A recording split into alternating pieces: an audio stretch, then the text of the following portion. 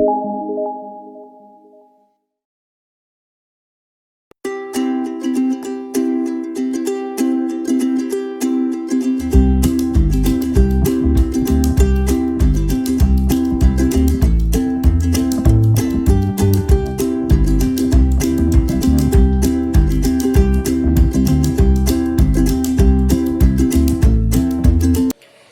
عليكم، نتمنى تكونوا بخير.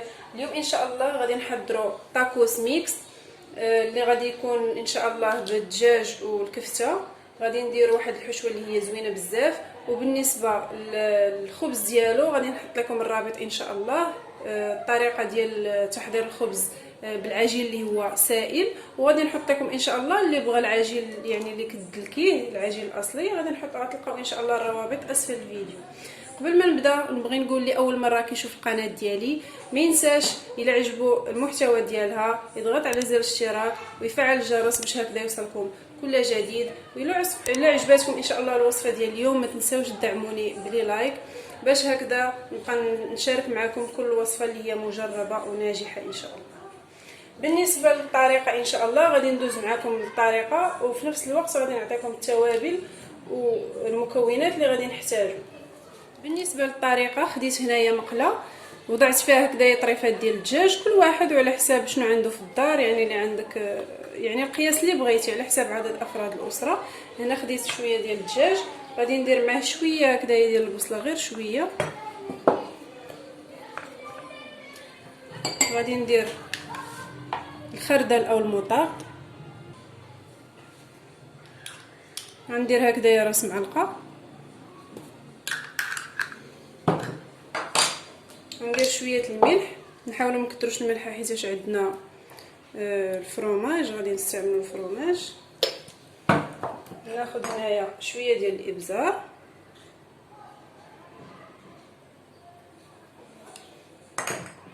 ناخذ شويه ديال الكمون غير شويه، شويه التحميره او البابريكا،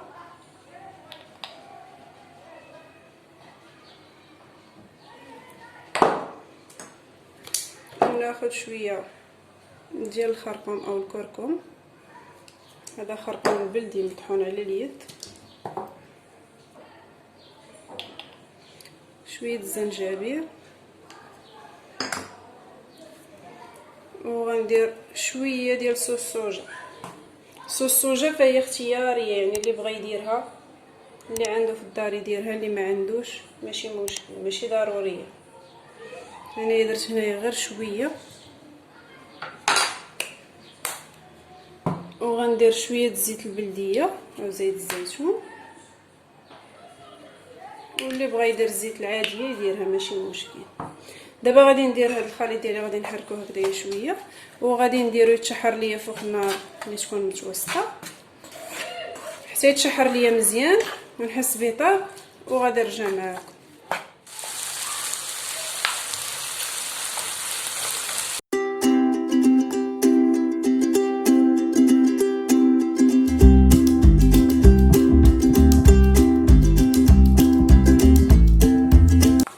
صافي هنايا الدجاج ديالي طاب، غير كنضغطوا عليه هكذايا دغيا كيتقسم لينا، يعني كيولي فتي صافي بارك عليه.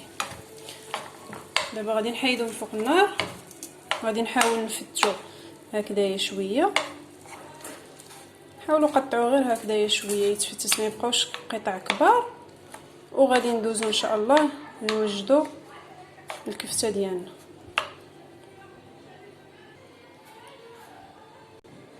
هنايا في نفس المقلاة، يعني ما غسلتها ما حتى شي حاجه، درت هنايا البصله اللي مقطعه مربعات صغار، داكشي اللي بقى ليا، يعني كيف ما قلت لكم كل واحد وعلى حساب القياس اللي بغى.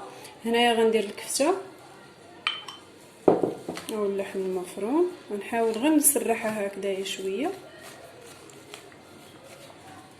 صافي. غادي ندير هنايا عندي قزبر ومعدنوس مقطعين هكذايا رقاق، ندير هنايا شويه الملح،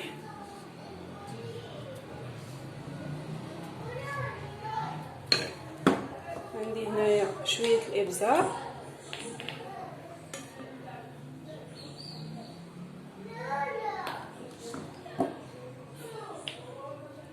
شويه الكمون،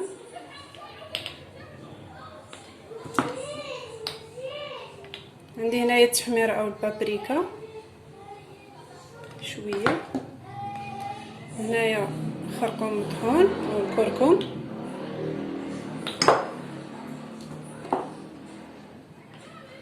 هاي شويه ديال الزنجبيل، يعني نفس هذا التوابل اللي استعملت في الدجاج، غير غادي نزيد عليهم هنايا شويه ديال القزبر يابس مطحون. وبالنسبه لهذا صوص صويا او صوص صوجا والخردل او لا موطار ما درتهمش هنايا في الكفته.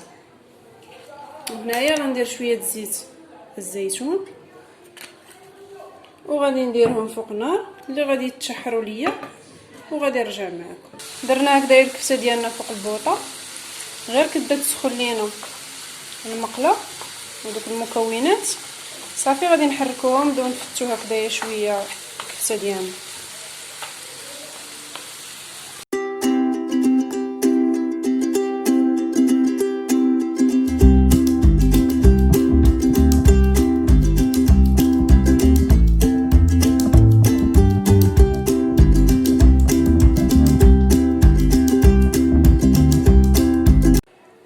هنايا من بعد ما تشحرات ليا الكفته ديالي، يعني طابت وتشحرات ليا ودبالت هذيك البصله مزيان، صافي غادي نزيدو عليه هذا الخليط الاول ديال الدجاج من بعد ما فتتو شي شويه، غادي نضيفو عليه صافي وغادي نخلطهم مزيان، وغادي نخلي الخليط جانبا، وغادي ندوزو ان شاء الله نحضروا صوص الجيريان. بالنسبه لصوص الجيريان غادي نحتاجو هنايا المايونيز، عندي هنايا 3 المعالق كبار ديال لا مايونيز، غادي ندير معاها معلقه كبيره هنايا ديال البصله مشلضه رقيقه. بالنسبه لهاد لاصوص راه فايت ليا حضرتها معكم في فيديو سابق ديال الطاكوس.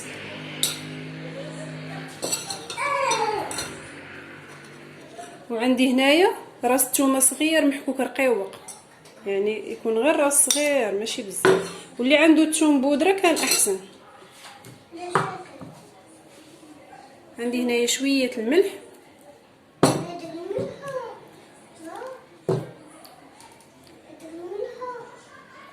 هنايا شويه الابزار،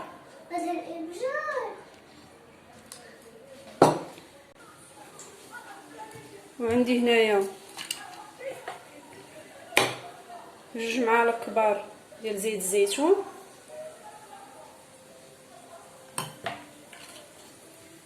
وغندير شويه ديال الخل، واللي عنده الحامض يدير قطرات من عصير الحامض كان احسن، يعني الحامض احسن من الخل.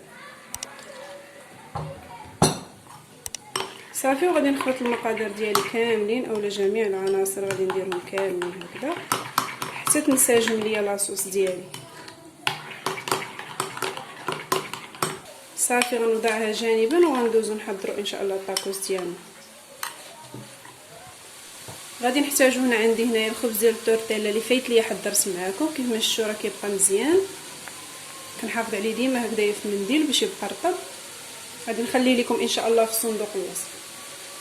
هنايا الحشوه ديالي اللي صيبت معكم ديال الدجاج والكفته، هنايا صوص الجيريان، هنايا عندي لا مايونيز، شويه الموتزاريلا ولا الفرماج الحمر، الا ما عندكمش بلاش غادي نحتاجو هنايا فرماج ساندويتش، الا ما عندكمش موتزاريلا تكتفيو غير فرماج ساندويتش. هنايا الفخيت، شويه وريقات هكذايا ديال الخس، ودوائر هكذا ديال المطيشه اللي نكونوا اولا الطماطم نكونوا حيدنا لها هكذايا الزريعه ديالها. غادي ندوزو نشكلو ان شاء الله، وناخد هكذايا الخبز ديال الطاكوس، نحاولوا نديروا الوجه ديالو يعني لتحت، ناخد المنتصف ديال الدائره ونقطع بحال ما هكا بشي سكين. ناخد صوص الجيريان ديالي، نحاول نمررها هكذايا على الخبز،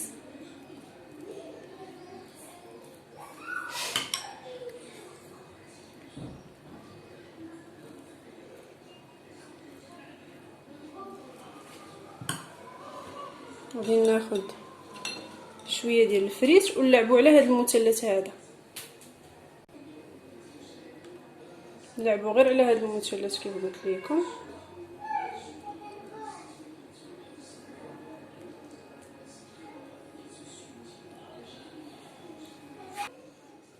ناخذ طريف هكذا ديال الخس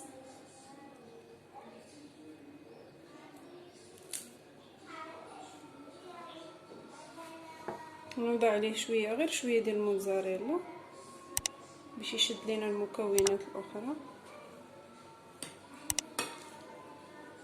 غندير هكذايا شويه الحشوه ديالي، حاولوا ما نكثروش بزاف باش ما يخرجش لينا من الجناب.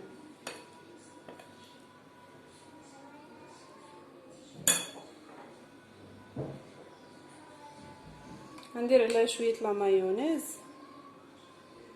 كل واحد يدير الصلصه اللي بغا، يعني الصلصات يمكن لك ديري حتى 3 الصلصات ماشي مشكل، قد ما درتي ليه الصلصات قد ما كيجي الطاكوس ديالنا زوين. غندير هنايا دائره ديال الطماطم وغنوضع عليها فرماج ديال الساندويتش بحال ما هكا. غادي ناخذوا هاد الطرف هذا اللي قطعنا وغنوضعوه فوق الحشوه، نحاولوا ندخلوا الحشوه هكذا بالاصابع ديالنا، ناخذوا الطرف الاخر ونحطوه فوق من الطرف الاول بحال هذا الشكل.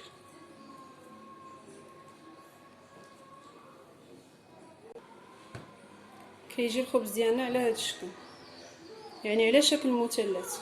الا بغيتو ديروا اللفه العاديه راه كديروها ماشي مشكل، غير كنبريسيوه وكيشد في راسو، يعني ما تخافوش تكفح ليكم اولا تخرج ليكم هذيك الحشوه. انا غادي نكمل بنفس الطريقه وغادي نرجع معكم ان شاء الله للطبق النهائي. هنايا كملت التعمار ديال الطاكوس ديالي، كيجي على هذا الشكل، على شكل مثلثات، يعني نغيروا شويه المنظر. دابا غادي نديرهم في آلة بانيني، نبريسيهم هكذايا ونرجع معكم باش تشوفوا الشكل النهائي كيفاش كيجي. الشكل النهائي ديال الطاكوس ديالي او لي طاكوس ساندويتش كيجي على هذا الشكل، كيجي زوين بزاف، كنتمنى تجربوه.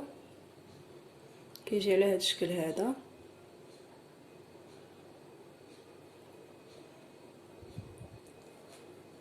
كيجي مقرمل وشيش في نفس الوقت. نتمنى تعجبكم الوصفه ديال اليوم. اللي اول مره كيشوف القناه ديالي ما ينساش يضغط على زر الاشتراك ويفعل الجرس باش هكذا يوصلكم كل جديد ان شاء الله. ما تنسونيش من لي لايك اللي عجبتكم الوصفه ديال اليوم. نخليكم على خير حتى الفيديو الجاي ان شاء الله. بسلام عليكم.